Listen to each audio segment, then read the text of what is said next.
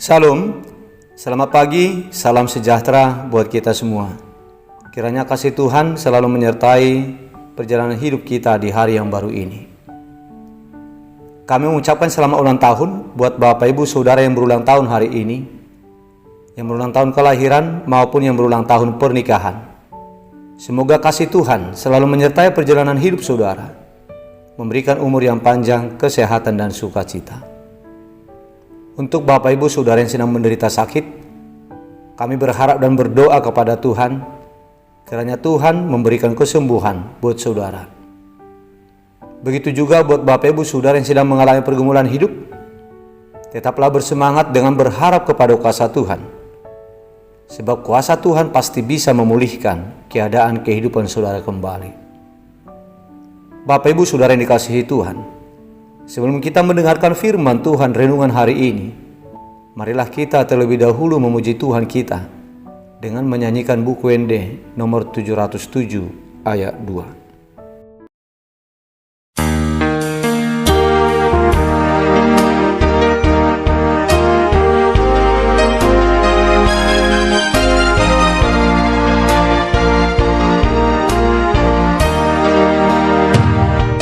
Ganuti ketu harapon ahu jalasai di pasu-pasuan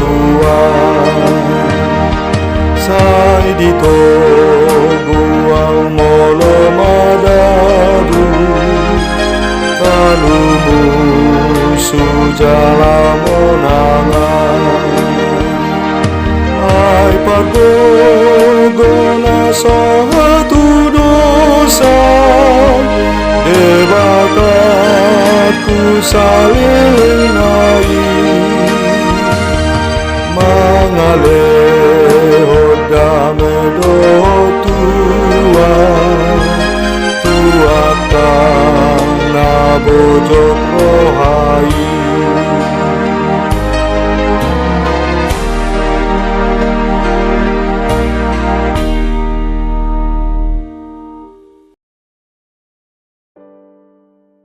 Kasih karunia dan damai sejahtera dari Allah Bapa kita dan dari Tuhan Yesus Kristus menyertai saudara.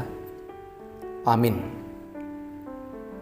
Bapak Ibu Saudara yang terkasih, firman Tuhan renungan untuk kita hari ini tertulis dalam kitab Efesus pasal 5 ayat 2 yang berkata demikian. Dan hiduplah di dalam kasih, sebagaimana Kristus Yesus juga telah mengasihi kamu dan telah menyerahkan dirinya untuk kita sebagai persembahan dan korban yang harum bagi Allah. Demikian isi firman Tuhan. Bapak Ibu Saudara yang dikasihi oleh Tuhan Yesus Kristus, hukum yang terutama yang merangkum seluruh hukum Taurat dan seluruh kitab para nabi adalah hukum kasih. Seluruh isi tuntunan pengajaran dan nasihat yang disampaikan oleh Allah kepada kita umat manusia bermuara kepada satu sasaran, yaitu supaya kita mengasihi Allah dengan kasih yang tulus dan mengasihi sesama kita dengan kasih Kristus. Bagaimana Kristus mengasihi kita, maka begitulah kiranya kita mengasihi sesama kita. Sebab sebagai umat yang telah dilahirkan kembali oleh Allah menjadi anaknya, kita masing-masing haruslah hidup saling mengasihi dengan sesama kita umat manusia. Dalam 1 Yohanes pasal 4 ayat 7 dikatakan bahwa setiap orang yang mengasihi itulah orang yang lahir dari Allah dan yang mengenal Allah. Demikian juga dalam 1 Yohanes pasal 4 ayat 10 dan ayat 11 dikatakan, apabila Allah telah mengasihi kita dengan diutusnya anaknya sebagai pendamai bagi dosa-dosa kita untuk kebaikan, untuk keselamatan kita, maka dengan itu haruslah kita juga saling mengasihi. Artinya hukum yang mengatur dan bukti hidup anak-anak Allah, bukti hidup orang yang telah diperanakan oleh Allah adalah kasih. Kasih itulah cerminan hidup orang yang telah diperanakan oleh Allah. Kasih itulah wujud hidup orang yang benar-benar mengenal menyembah Tuhan Allah. Kesungguh-sungguhan peribadahan kita kepada Tuhan akan terlihat dari apakah kita sudah menerapkan hukum kasih dalam kehidupan kita ini atau belum. Sebab semua yang kita anggap baik, yang sudah kita perbuat itu, jika tidak didasari oleh kasih, semuanya itu akan menjadi sia-sia. Semuanya itu akan menjadi kesia-siaan belaka. Semua peribadahan kita itu tidak akan lebih dari hanya kepura-puraan saja, hanya sebagai sebatas formalitas saja. Peribadahan yang kita lakukan itu akan sia-sia tanpa mengandung makna, bagaikan seperti plastik yang mengembang, yang hanya berisikan angin saja. Oleh sebab itu jemaat Tuhan, sebagai umat yang sudah diperanakan oleh Tuhan, marilah kita menerapkan kasih di dalam hidup kita, supaya ibadah dan semua perbuatan baik yang kita lakukan itu mengandung makna. Maka hiduplah di dalam kasih. Hiduplah mengasihi sesama kita dengan kasih, sebagaimana kasih Kristus kepada kita. Marilah kita menunjukkan sikap kita dengan sikap sabar, bermurah hati, tidak cemburu, dan tidak memegahkan diri, tidak melakukan yang tidak sopan, tidak mencari keuntungan sendiri, tidak menyimpan kesalahan orang lain, tidak bersukacita karena ketidakadilan, serta sabar menanggung segala sesuatu di dalam kehidupan kita terhadap sesama kita. 1 Korintus 13 ayat 4. Sebab seperti itulah kasih Allah kepada kita. Kasih Allah yang harus kita terapkan kepada sesama kita dalam kehidupan kita ini. Dan itu juga yang membuktikan bahwa kita benar-benar anak Allah. Itulah yang membuktikan kesungguhan peribadahan kita kepada Tuhan, yaitu peribadahan yang mengandung makna. Marilah kita menunjukkan kasih kita kepada Tuhan melalui kasih kita kepada sesama kita. Apabila kita ingin menunjukkan kasih kita kepada Tuhan karena kita merasakan tindakan kasih pengorbanan Allah kepada kita, maka marilah kita tunjukkan itu lewat perbuatan kasih kita kepada sesama kita umat manusia.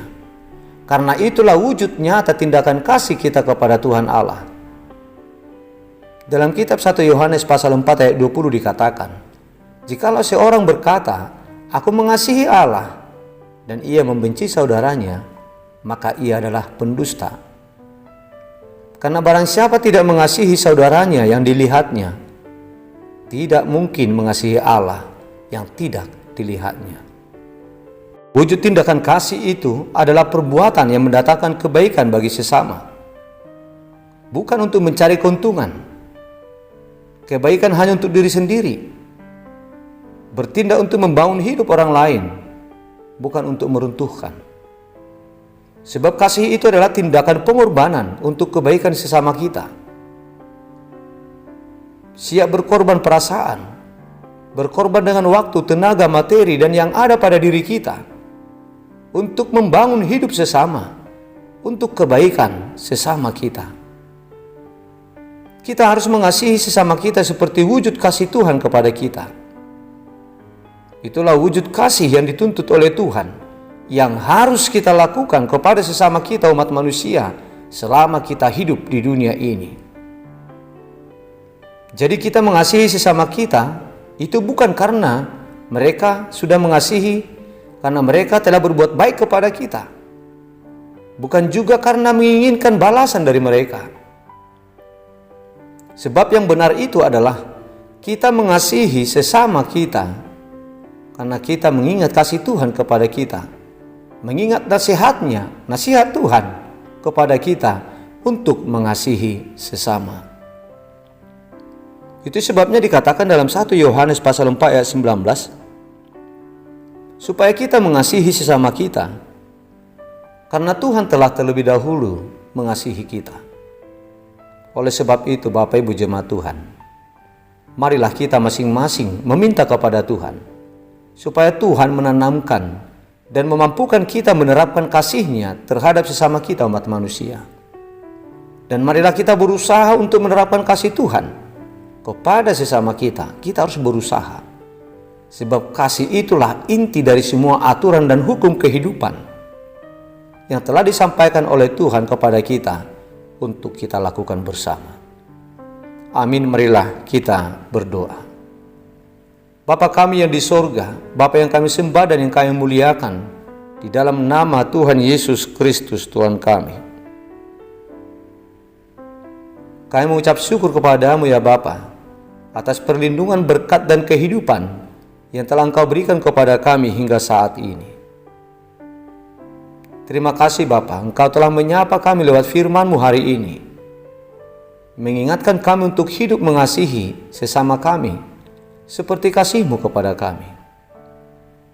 Ya Bapa, tanamkanlah kasih-Mu ke dalam hati kami, supaya kami hidup mengasihi sesama kami dengan kasih Tuhan.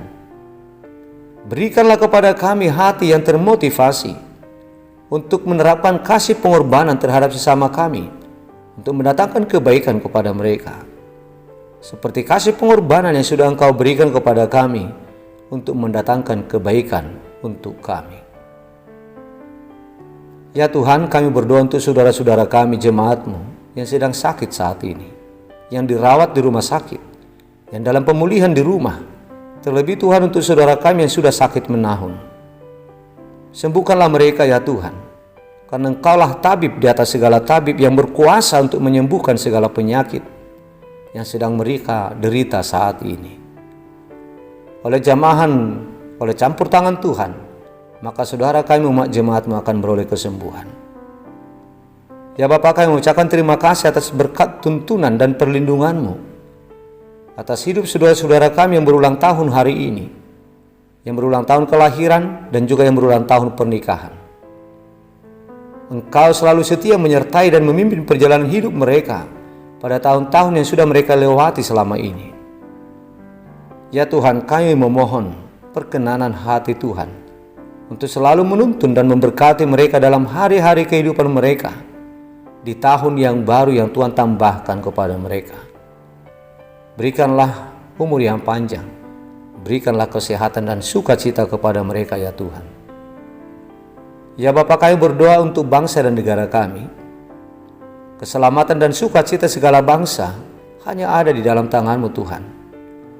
Oleh sebab itu kami memohon berkat perlindungan dan penyertaan-Mu untuk bangsa dan negara kami ini.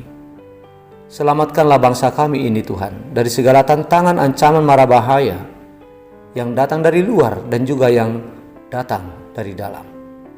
Berikanlah perlindungan dan kekuatan serta hikmat yang daripada-Mu kepada Bapak Presiden, Menteri dan kepada seluruh pemerintah kami, supaya mereka tetap kuat dengan penuh hikmat untuk memimpin bangsa dan negara kami ini menuju hidup masyarakat yang makmur dan sejahtera. Demikian juga Tuhan, kami berharap campur tangan Tuhan untuk konflik yang sedang terjadi saat ini, konflik antar bangsa. Ya Tuhan, hentikanlah konflik peperangan yang sedang terjadi antara bangsa Rusia dan bangsa Ukraina. Berikanlah Tuhan kedamaian hati kepada mereka kedua belah pihak, supaya tercipta perdamaian di antara mereka, dan hidup kami pun akan hidup dengan nyaman, aman, tentram, dan sejahtera.